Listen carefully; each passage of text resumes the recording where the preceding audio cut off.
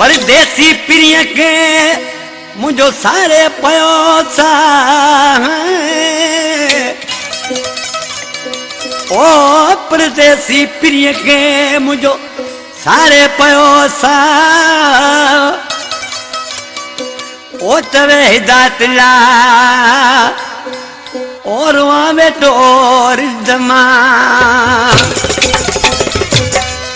हिदायत ला रिंद दुबई में 6 नंबर में रहंदो असां जानी भाई तोंग शरीफ का मंजूर कबूल जो मुझे शागिर्द आ प्यारो मुझी फरमाशा पुरवा का अशरफ खासकेनी खालिद सोलंगी मेरपुर खास का गुलशेर चाने दोस्त है गमशाद बुरपदा फरमाशा आज किसी साथ होते दिल रोयो रोयो ज़ारे महबूब मिठो मानू अजकल तो धार गुजारे महबूब मिठो मानो अजकल तो धार गुजारे महबूब मिठो मानो दिल रोयो रोयो सारे महबूब मिठो मानो अजकल तो धार गुजारे महबूब मिठो मानो अजकल तो धार गुजारे महबूब मिठो मानो भाटियो मोहम्मद हुसैन जमाली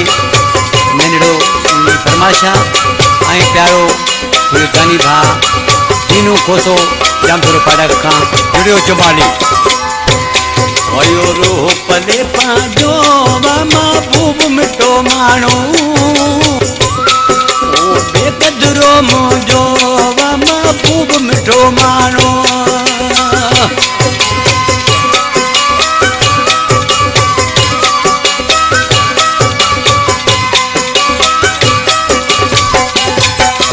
रोह पले पंहिंजो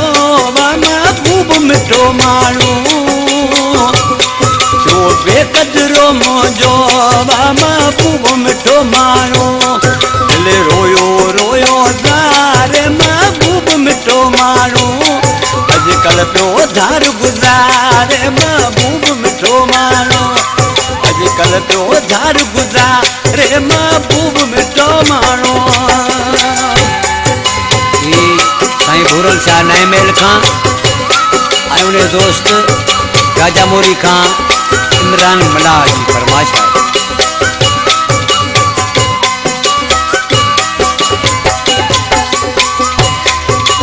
जान खजे को प्यारो महबूब मिठो माण्हू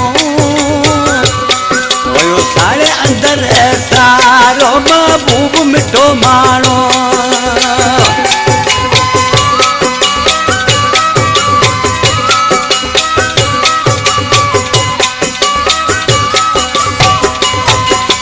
जान खजे को प्यारो महबूब मिठो माण्हू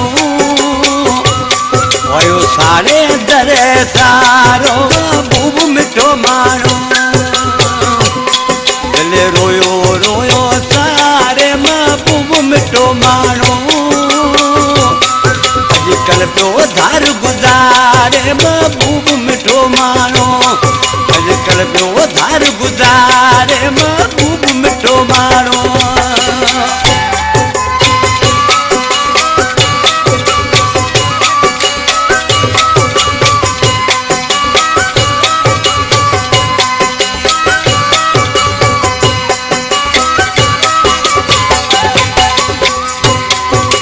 छलगिरी प्यार वयो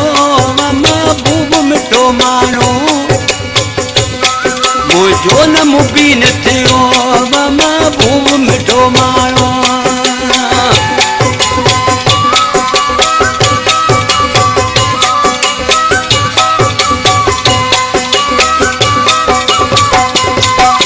छलगिरी प्यार वयो